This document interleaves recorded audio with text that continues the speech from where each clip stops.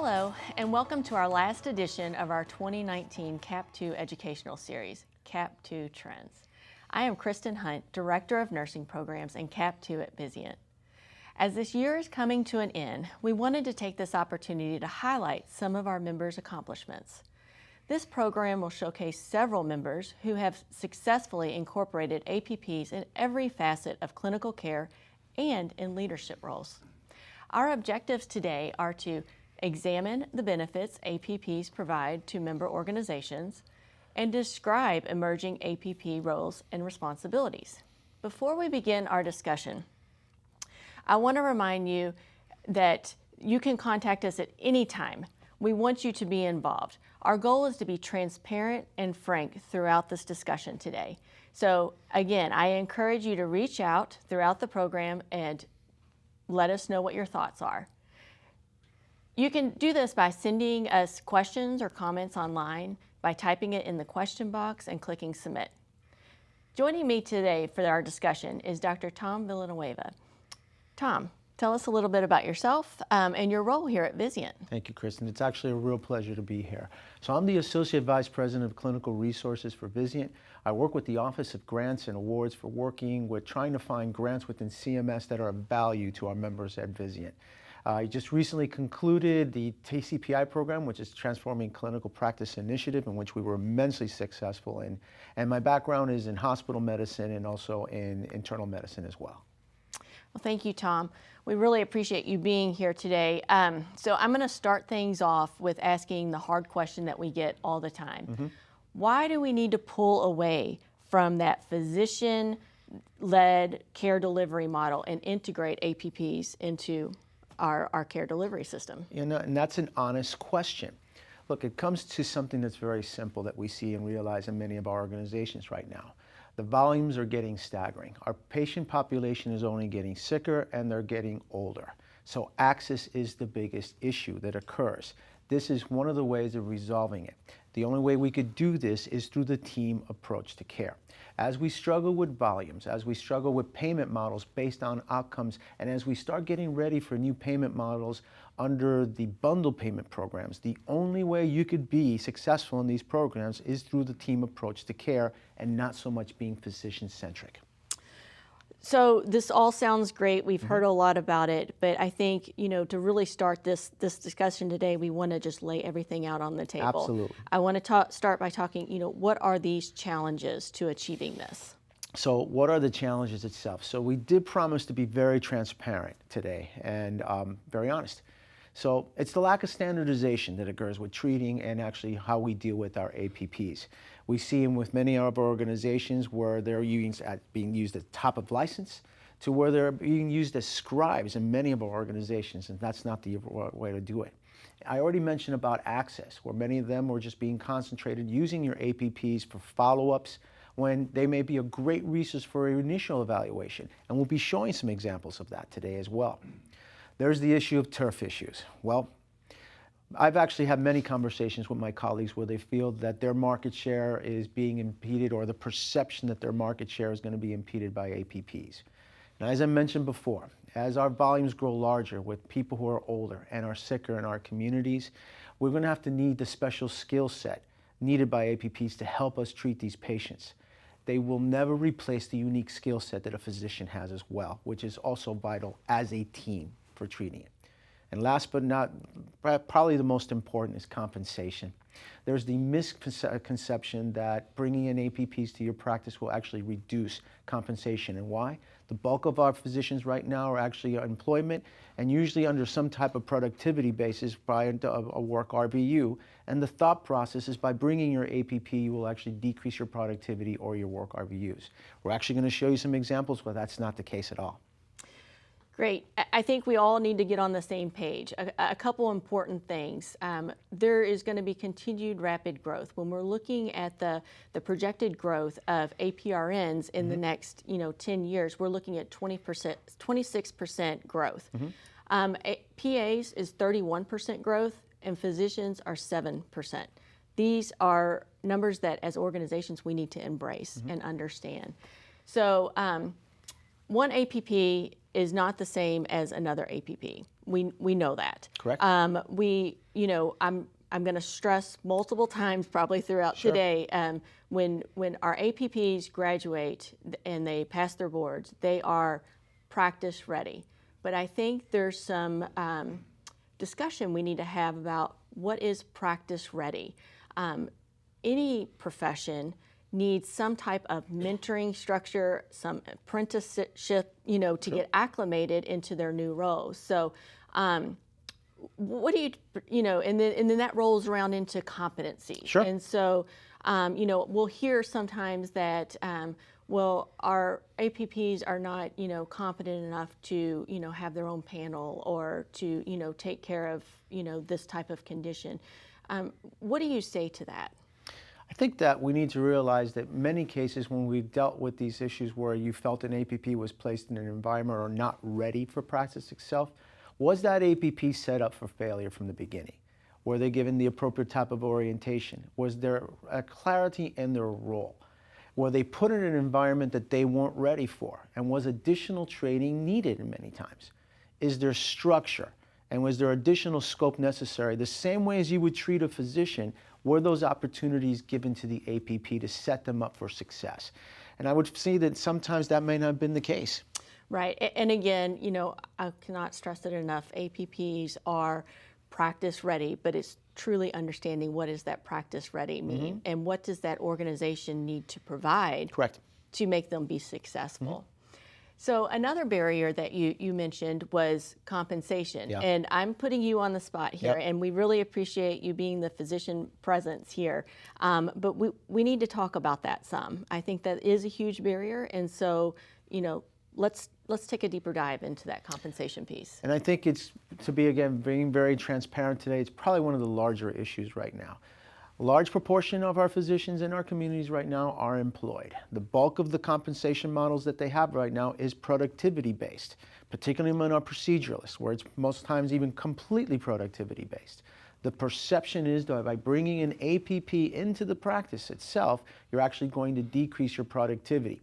We would actually argue it's the contrary. By improving access, you're actually going to improve your productivity itself, and we'll be showing you some of those examples today, which I'm very excited to do. All right, well, thank you for your response for that. I think it's important that we call out these barriers and have these frank conversations and just lay it on the table. So some of our members have been able to overcome these barriers. Let's take some time to hear from them.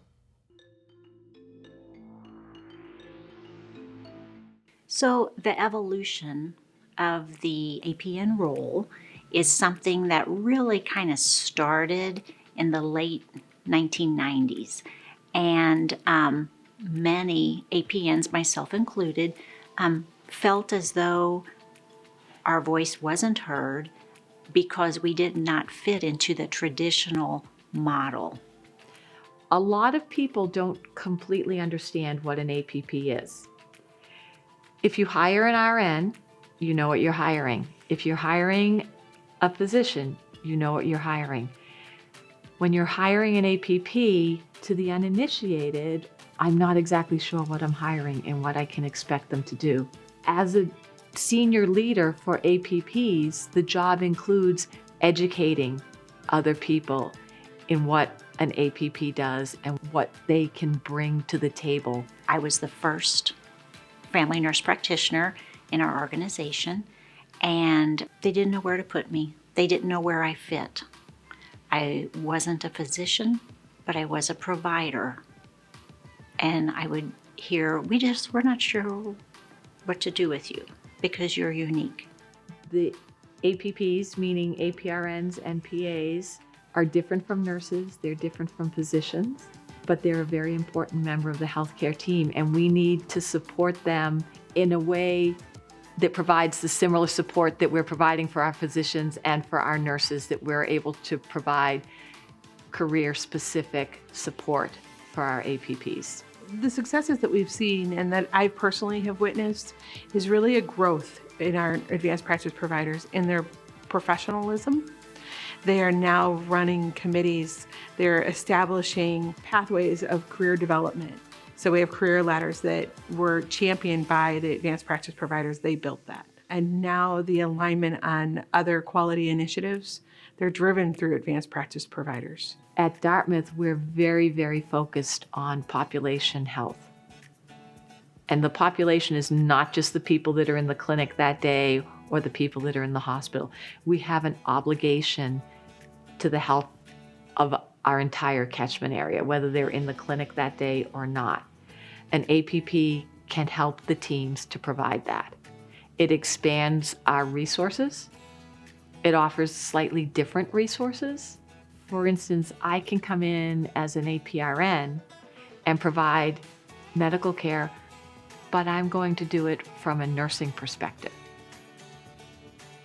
My colleague who is a PA is going to come in and provide medical care.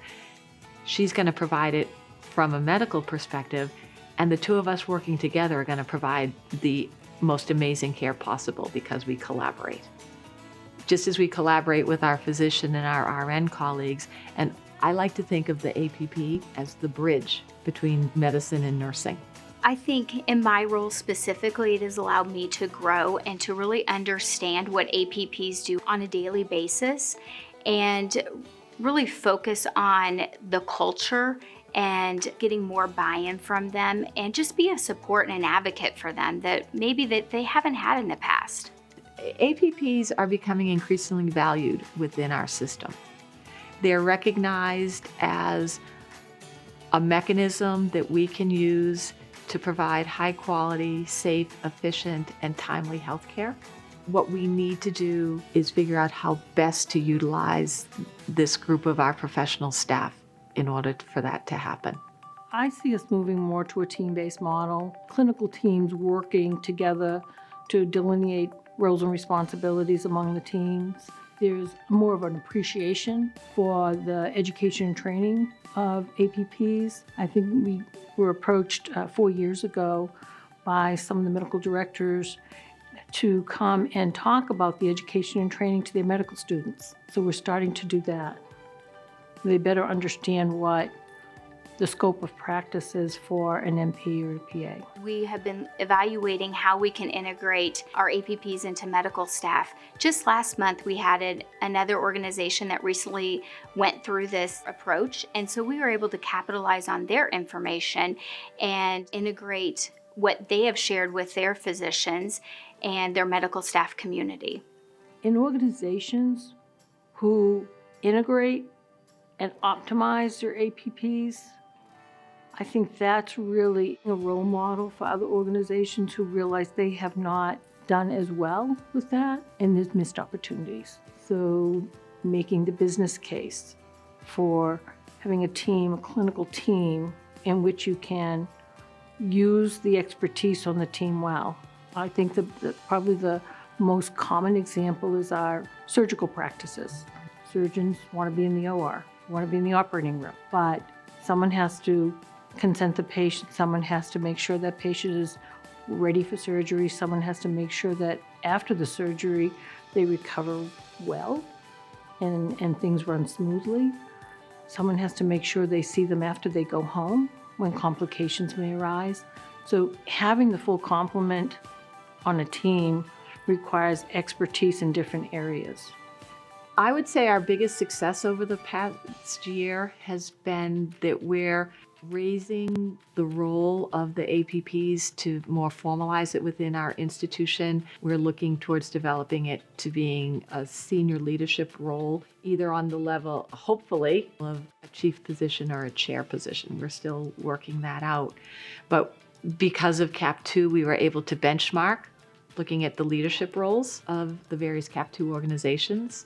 And the vignettes that we've been able to pull from the website, we've used those to help develop a job brief and a job description for a senior type leader. So when I think about APPs, many times they sort of sit in this bucket between the middle of a CMO and a CNO. And many times they sort of fall out and nobody really knows exactly what they're supposed to be doing. And the attention to the detail in their role lacks without having an APP leader there. We also know that professionally, APPs will collaborate more with someone of their like discipline, which is very common among physicians or nurses. They tend to really have that respect and comfort with their own professions. So having an APP leader that they know, you understand where I come from, you understand the things that I struggle with on a daily basis, is different than having a physician colleague. It doesn't mean that those individuals aren't important, they certainly are, but it really becomes, in my mind, like a triad. Your physicians, your nursing leaders, as well as your APP leaders, all working together really for all of the clinicians across your system.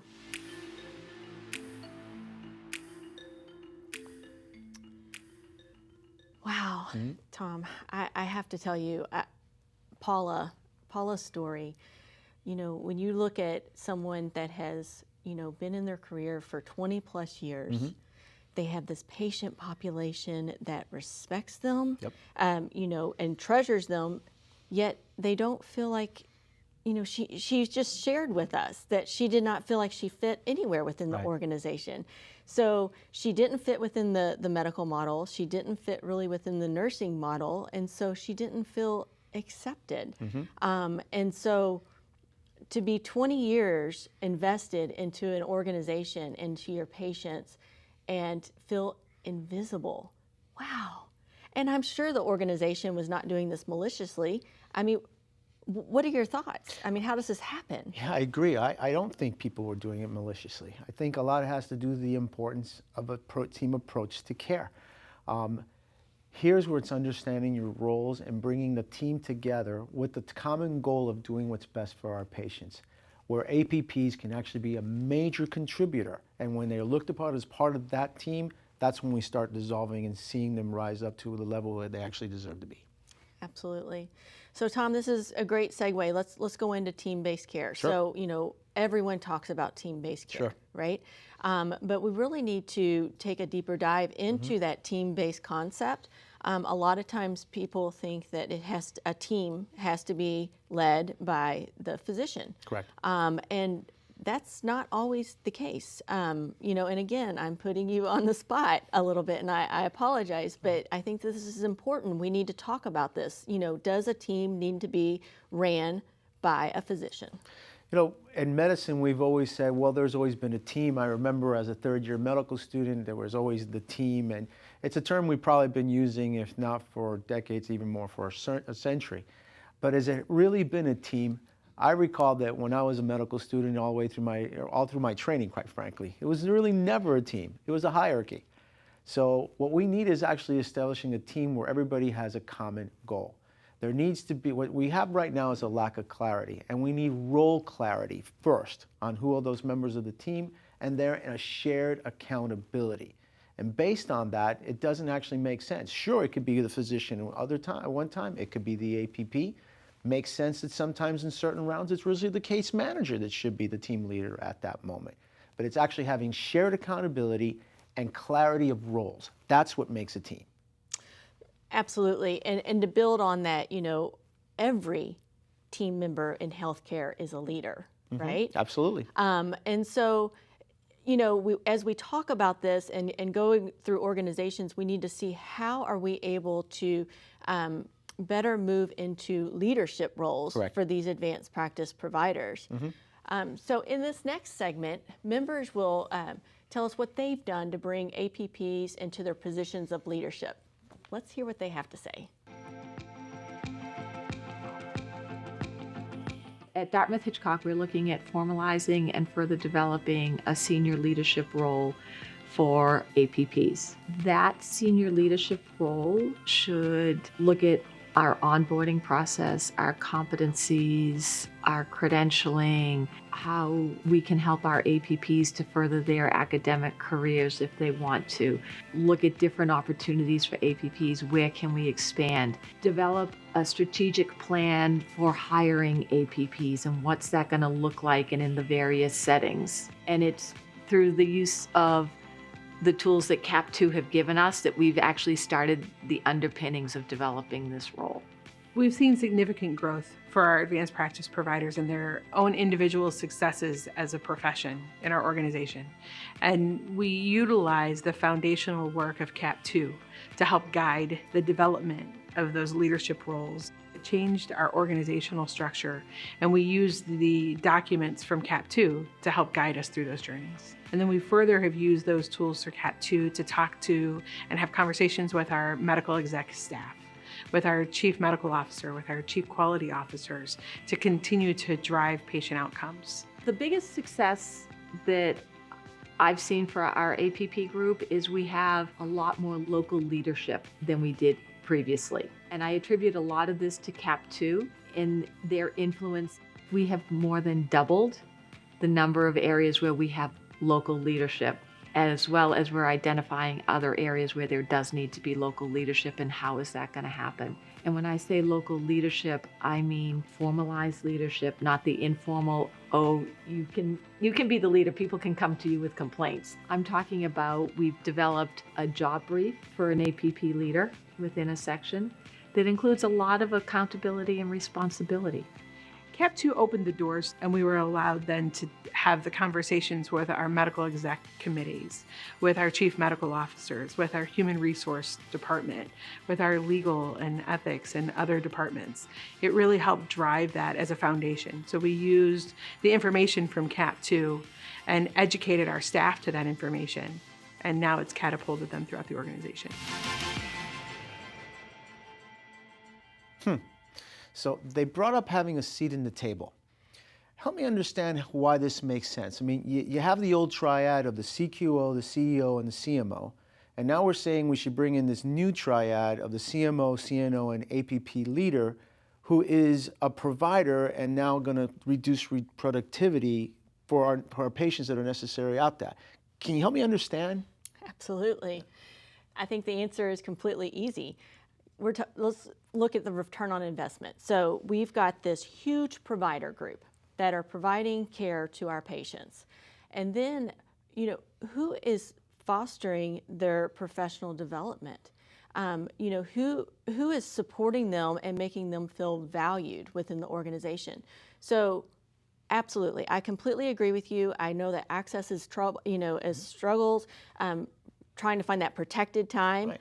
Even the salary line for having another executive, in the C-suite, I understand all that. So how do you equate that? Look at your turnover. Every time you lose an APP, it can cost an organization up to $250,000. And so you look at that turnover rate and you follow that turnover rate, yet we don't ever calculate all of that money that we're losing. It's never in the bottom line, and maybe it should be. And so once you do the math of, looking at your turnover rate and, your disengaged providers, I think the answer is easy. You've got to have that leadership structure. So I get it. The last thing you want to do is lose an experienced APP, and you mentioned that could be as high as even $250,000. Absolutely. I mean, how long does it take to acclimate a new provider into your healthcare system? Years. It's a huge, long process, right? It takes time. So what are things that we could do to help them get there, Kristen? Oh, absolutely. So what we've done with CAP 2 is we have found multiple different organizations that have done this well. So we've really studied them and created these case studies and looked at where did they start their leadership and how did they build it over time to really fit the needs of their organization. So really it's a step-by-step growth on how they were able to achieve their new leadership structure. Some other things that we do is, job descriptions. Mm-hmm. How do you create these jobs? These are brand new positions, right? So we share different job descriptions, from other organizations. So what does that leadership role job description look like? And then also we talk a lot about APP councils and different, organizational structures that way. So what we do is they have been sharing charters of their councils. And so as an organization, you come in and say, what do I do? Do I need this leadership structure? Right. And how do I develop it? You take all of these different pieces and you find out what fits your organization, and then you build what's right for you. So we live in an environment of just shrinking margins in many of our organizations. I mean, is there an ROI involved with doing this? Okay, so this is such a funny topic to me Right. because this seems like a no-brainer, and I apologize. And you know, we talked about the turnover rate. That to me should be a hands down. We're done. Okay, so let's take it even a little step further. Even once we astronomically, you know, can make up our ROI and our turnover, let's go to the next step. You talked about not utilizing our providers to the top of license, and that there's tremendous variation. Who is sitting at the table to make sure that scope of practice is being executed throughout the organization? I mean, do you as a physician, feel like you completely understand advanced practice and how to professionally foster them and develop them? So we're talking about onboarding. It's so important the way that you bring on your new providers and making sure you provide that structure. Give it to your advanced practice providers. They own this position. They know this position. And so let them offload the work from the CMO or the CNO that really doesn't quite understand what they need, and let them own this piece. Hold them accountable for their leadership structure and to professionally develop their providers. What you're going to end up with is a group of providers that are engaged in their work. They're not going to be leaving, so you're going to see a decreased turnover rate. And then I want you to take a step back and look at your outcomes. When you have a group of providers that are engaged and feel value and understand the mission and vision of your organization, your patient outcomes are going to go through the roof. So there is your ROI. That's great, because that's exactly what leaders are looking for. Perfect. So in our final video segment, members tell us about their true value APPs have brought to their organization and how APPs have become established and, you know, really essential part of their care delivery. Let's hear what they have to say. At this time, I have the ability to sit at our CMO table. I also sit at our CNO table, and we've been able to get our APPs within each facility, oftentimes on committees. So each committee many times will have an APP that sits there with their physician colleagues, sometimes nursing colleagues, for everybody to really start to see them as one of the essential team members. I believe there's been a newfound appreciation for APNs in our organization with management. I feel that our patients have always appreciated us, and our APNs have done a great job with them. But I think to get the acknowledgement from administration and the value that they are seeing that we have and the difference we can make has been, you know, the ultimate goal. Moving forward, we know that we can accomplish so much more with the CAP2 initiative. The APP community has actually been a dream for me personally, because for many years I felt as though there was a greater structure out there. Being part of CAP2 has allowed us to realize that, and we are accomplishing many goals to promote and secure APNs in our organization. The APP community is a group of individuals who meet telephonically on a monthly basis and then on a yearly basis to really focus on specific initiatives. We have a report out on a monthly basis, so it keeps us focused, it keeps us accountable, and it also allows us to share best practices and garner feedback from other individuals who are within the community. I am energized by having the opportunity to be a part of change and be a driving force and having my voice heard. And it's especially exciting for new APPs because we can help them have a better future and ultimately help our patients. And I think through CAP2 and just the sheer number of APPs that we have, Dartmouth is saying, how are we going to leverage this group of providers while giving them the professional recognition that they deserve?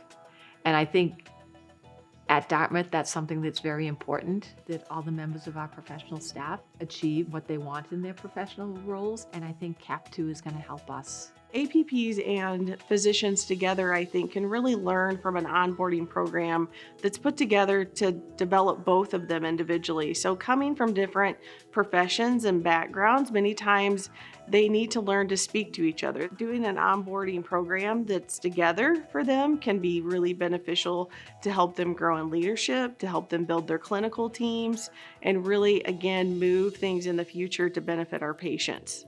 So a couple of things that CAP2 has helped me with over the years. Number one, the organizational structure with clinical leads. Number two, a critical care fellowship for 2 years, which I called many colleagues across the country, members of CAP2, to bounce ideas off of, and that was a successful program.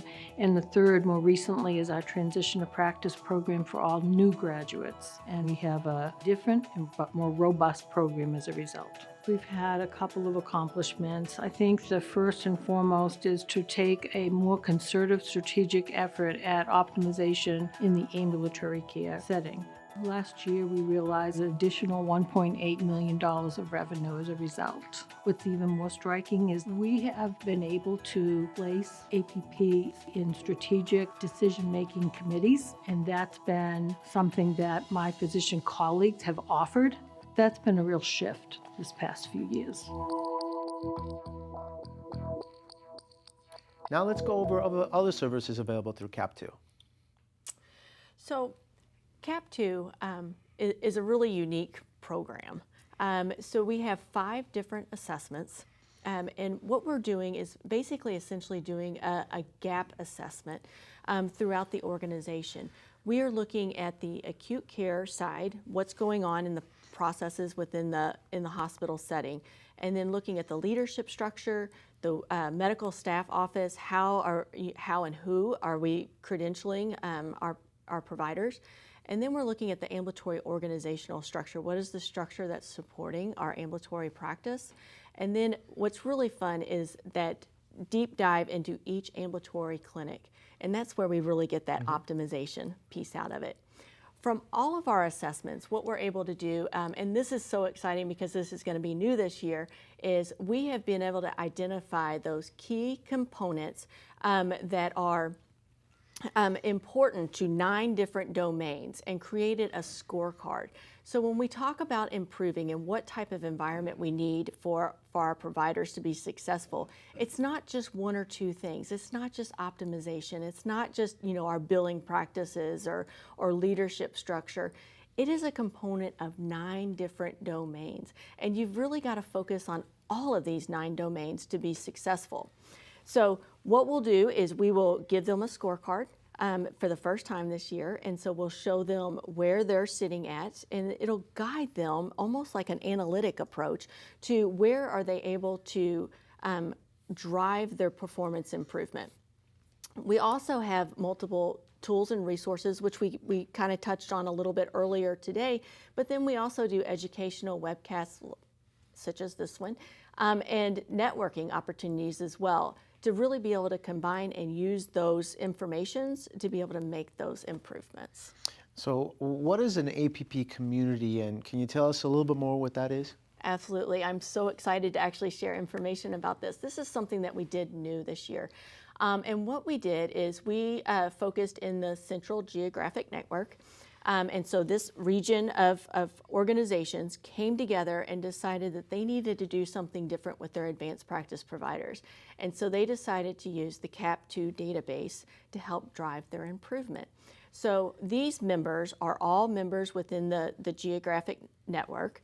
And then they're also members of CAP2. And so they have taken their assessments through CAP2 and identified what is their greatest opportunity to improve together. And so they have, through their assessments, they've identified leadership as their main topic for working on this last year. So they come together monthly, virtually, and they do report outs. And so in that time, they're able to learn and share information, share best practices together. So by using the data and coming together and forming a community, which normally they would be competitors, they're actually helping each other to learn and grow and succeed for the future. That's fascinating. You know, revenue is another issue that comes up sometimes when you discuss barriers. And since on average for most billables, it's about 80% of what a physician's billing, and there's that perception that revenue will actually decrease. But Pat mentioned in the last segment that there was a $1.8 million revenue improvement. Have you heard of other organizations that have accomplished that? I've heard of a lot, and this is what's really exciting. So I'm going to start off by talking about St. Luke's in Kansas City. You know, this is really kind of an organization that CAP2 was able to learn a lot from. What they did to make their improvement in their ambulatory practices is they first took a step back and just, let's see, what are the facts? What is my access? Who do I have working in these clinics, and what are they doing? And so that's essentially how we built out our new ambulatory clinic assessments, is understanding what was the information they needed to do their gap assessment. So by doing this, they were able to understand who was doing what work.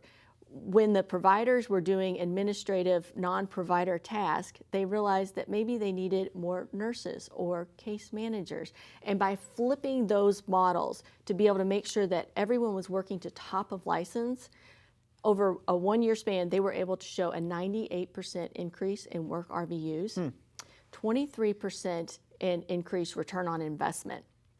What I really love about this scenario is the patients were not impacted at all. You know, I always hear that, well, our patients want to see the doctor, but that's not always the case. There was not a decrease in their patient satisfaction. And the employee engagement through the roof. Everyone was happy. They were doing what they were supposed to be doing. They were doing what they were trained to be doing. Right. And so they were able to come to work every day and do their best work. Another organization that really had success was with Loud Health in Florence, South Carolina. So huge access problem in their EP clinic. I think about everybody has access problems with EP clinics. So what they did essentially the same thing, is understand who was doing what work, and they realized that they were not optimizing their advanced practice providers. And so what they did was pulled back a little bit and opened up an APP-led clinic. And by doing this, overall, they were able to increase the amount of patients that they were able to see per week. Docs, I have to say, were able to show a 28% increase in their revenue, an 85% increase in APPs, most importantly because they were not being utilized before and they were not billing for their services, so they were able to show that 85% increase. And what is most important, because as we talk about our social determinants and making sure that population health is impacted, their EP lab volumes were able to increase 20% year over year. They were able to touch more patients. I mean, this is one of the many examples we just spoke about where you actually increase volume to the practice, you increase productivity to the physicians, and you actually, by doing that, and increasing access to it as well. And really a lot of it has to do with how you actually deal with the APP, how physicians actually present the APPs to the market itself or to their patients. I worked for 16 years with Jody Spalding as a hospitalist, and she and I were actually attached to the hip. It was a comment that I would use with my patients all the time, and which were, the end result per se was that she was completely accepted as a member of the team. Thank you for that. So we're ready to get you to join this conversation. And so how you do that, just send your questions or comments online, click submit. And so now I want to step back and take a look at some of these questions that are already coming in, and I've been watching them roll in, and so I hope you get ready for this. So one of the first questions that we have here is, can you give us some examples where APPs are advancing an organization's strategy? Goodness, actually there's quite a few examples I could give you. Telemedicine or virtual care, probably one of the biggest opportunities, and again, helping with access. Post-operative care as well, and in addition to not only the post-acute care market as well, where we see many admissions. I'll go back to the bundle payments. The biggest opportunity that lies with access, or I meant to say actually success in the bundle payment program, is with your post-acute care market and actually having a foothold on there. Having a provider within the team actually involved in seeing patients in either a SNF or a post-rehab, and APPs are a magnificent form of helping with that. Great. So we have another question here. So how can APPs really help with chronic disease management? They could be the team leader in reference to the chronic disease team management. It doesn't need to be a physician. It involves actually looking at data, involving the patient, getting the patient involved with community resources, education in reference to their medication, and helping with patient and family engagement. APPs make a marvelous addition to this program as well. Perfect. So one last question that we have here is, can you talk about state scope of practice laws and how they match up to medical staff bylaws? So I think I understand what they're saying here. So I don't know, do you want to tackle Why don't you take this one? So, I think everyone really challenges, with the state scope of practice laws and that, that's limiting us. But what we really need to do is take a step back and look at our medical staff bylaws and see what are we even allowing our providers to do within our organizations, and do they match our state scope of practice? Many times you find that they are more restrictive than your state scope of practice, and so really it's the medical staff bylaws, the culture of the organization that is really limiting our providers. If I may add to that, an opportunity lies in your observation units. Some of the most active programs out there, and unique in addition to most productive observation units around the country, are actually led by APPs. Great. So Tom, we do have one other question that popped in. So they're wanting to know, how do APPs fit into the medical staff governance structure? It's actually quite common where you see APPs involved in credentialing committees and others. You see it's very common in the medical executive committee as well. It is something that we see with higher frequency and a huge opportunity to deal with that peer level of provider as well, and I highly recommend it. Great.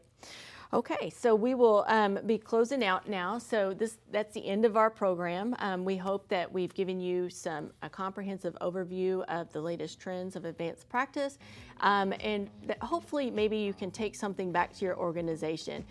Tom, I do want to thank you for participating today. I know that you were put on the spot, but I think that this was a great conversation today. Absolutely. So if you have any more questions for us, please feel free to contact us at our email address that you see there on the screen. And now from Vizient, I'm Kristen Hunt. Thank you for watching.